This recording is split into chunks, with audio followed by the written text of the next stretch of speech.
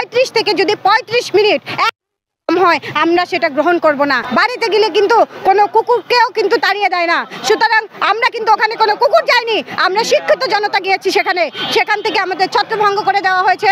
আমরা আজকে do or die গতকালকেও ছিলাম এবং গতকালকে থেকে আজকেও দেখেছেন যারা আজকে অবস্থান করেছেন সবাই শাহবাগে কিন্তু ছিল।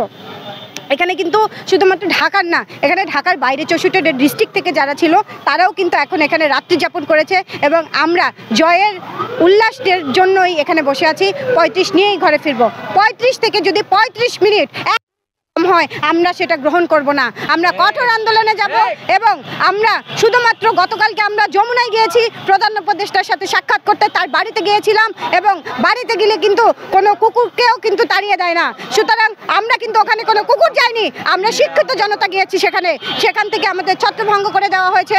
আমরা তাকে সম্মান জানিয়ে সেখান থেকে আমরা চলে এসেছি এবং যদি আমাদের 35 বাস্তবায়ন না হয় তাহলে আজকে যে আমাদের মাইক কেড়ে নিয়ে আমাদের বন্ধ করে দেওয়া হয়েছে আমাদের মুখ, সেটা কিন্তু আমাদের বন্ধ করে দেওয়া যাবে না।